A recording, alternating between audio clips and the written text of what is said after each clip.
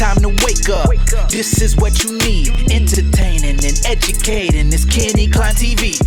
Yeah, First Amendment, gotta respect it. Come tune in to see how we keep an eye on police and government agencies. Yeah, all this misinformation, that's a problem we gotta solve. Give credit and praising those who do an amazing job. Tune in, please don't delay. Entertaining while we educate. This is what you need. Hey, Kenny Klein TV, let's go. What's up, guys? Hope everyone's having a great day. If you're new to the channel, welcome. And if you're coming back, welcome back. And if you yet to subscribe, please go ahead and hit that subscribe button. Alright guys, so today we are taking a look at an auditor that we have not seen on here before. This guy decides to go to a probation department. Not too many auditors do these. They don't really mesh well with the whole auditing thing, you know. He goes and he tries to explain some things to this probation officer. You know, he's explaining, you know, why he's doing this and trying to use the same logic he would use for, you know, a patrol officer. And of course, that doesn't work. Let's go ahead and see how this goes.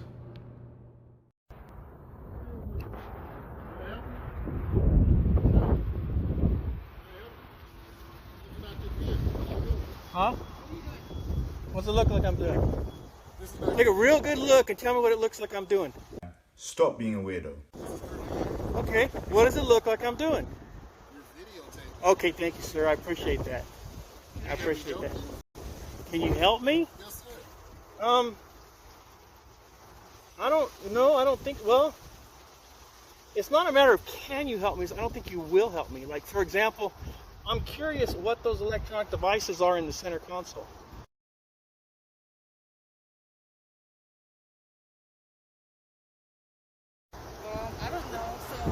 That's her vehicle. See? You see what I mean? See what I just said?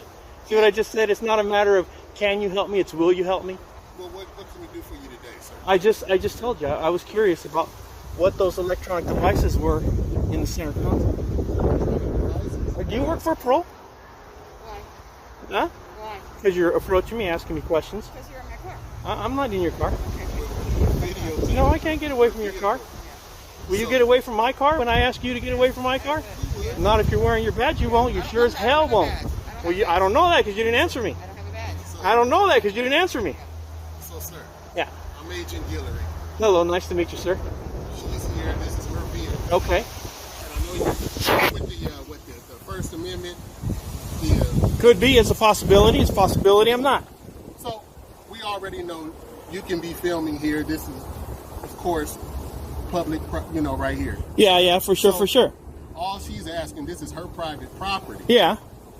Can you she's just asking for information on why you were looking in it. Yeah, and I'm just, That's all. I get you, but I'm just making the point, okay, that if you were at my car wearing that badge, you wouldn't give if I asked you to get away from my car and stop looking in my car. No. Why? Not if you were in your official capacity, you wouldn't. I am in my official capacity. No, but I'm saying dealing with me in my own car, and I asked you to get away from my car. You wouldn't do it. First and foremost, we don't do stops like that.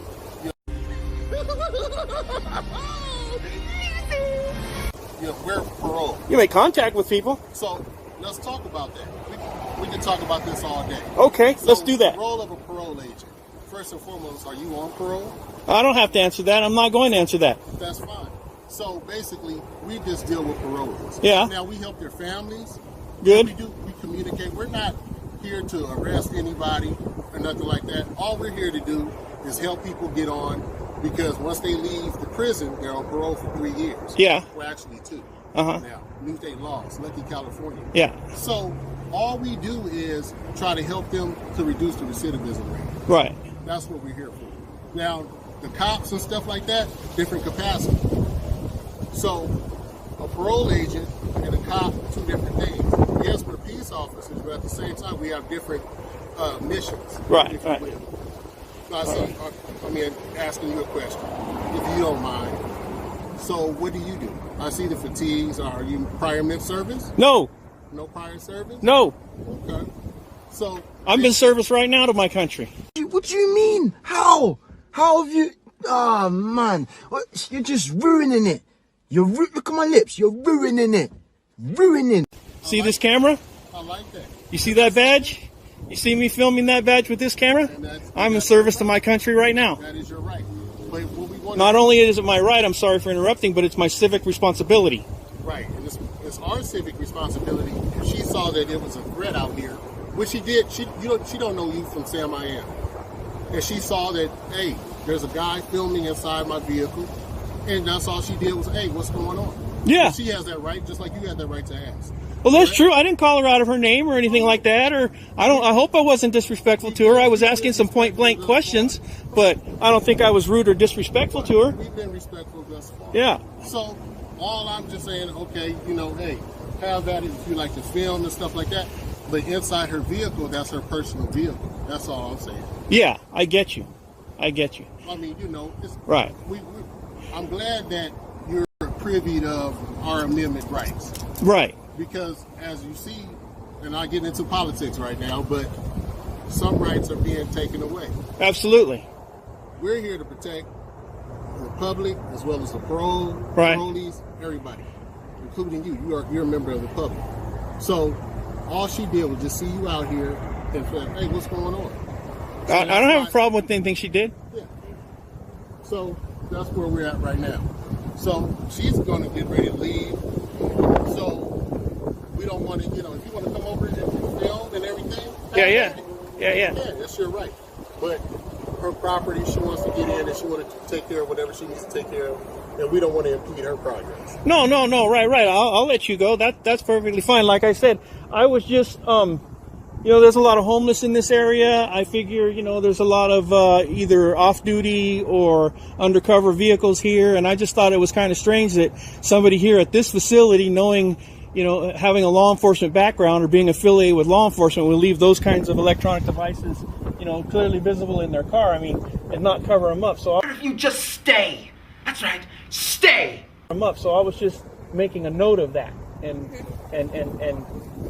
So I was trying, actually, to be 100% honest with you, I was trying to figure out what that device was in the center console, because it doesn't really look like a phone, and it doesn't really look like a camera, and it doesn't really look like a GPS. So I was trying to figure out what that device was. Whatever she has in her vehicle is that's her personal stuff, so I don't know what's in there. No, you're missing the point. You're missing the point. I'm explaining why I was looking and what I was looking at. I'm not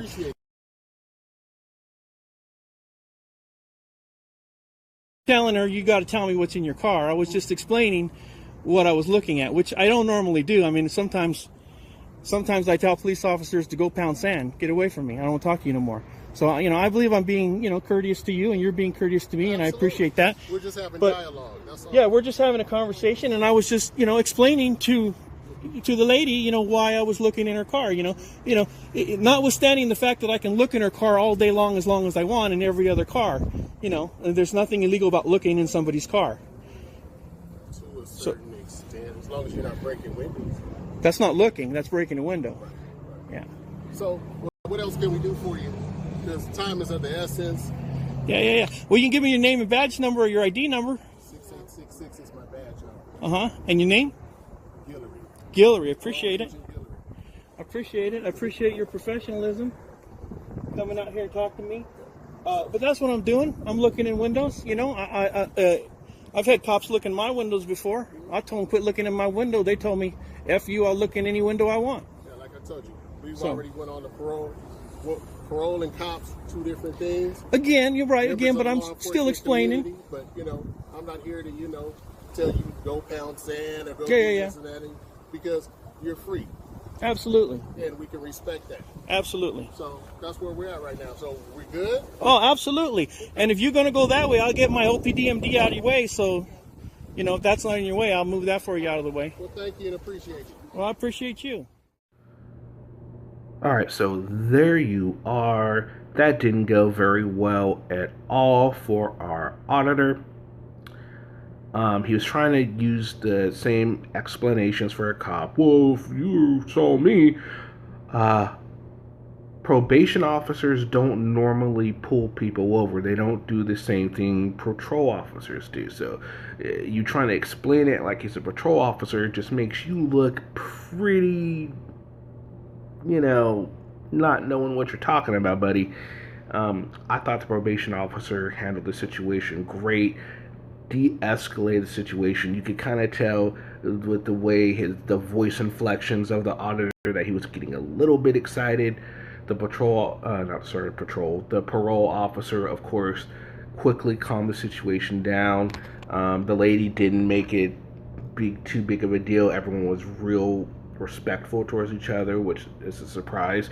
As you saw, the auditor said sometimes he tells people to just go kick rocks and all this good stuff. And I think the de-escalation methods used by the parole officer is what really helped this situation end on a not horrible note. What do you guys think? How did the parole officer do? How did the employees do?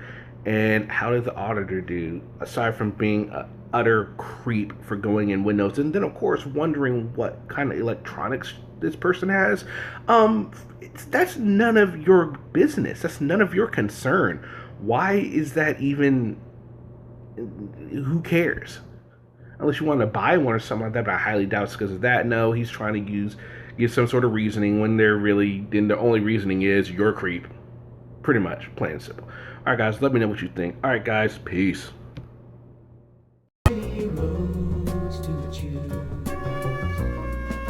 Start out walking and learn to walk. We've only just begun.